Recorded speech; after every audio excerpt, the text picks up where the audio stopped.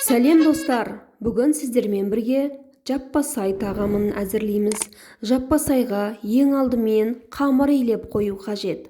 Қамырыңыз қаттылау болғаны дұрыс.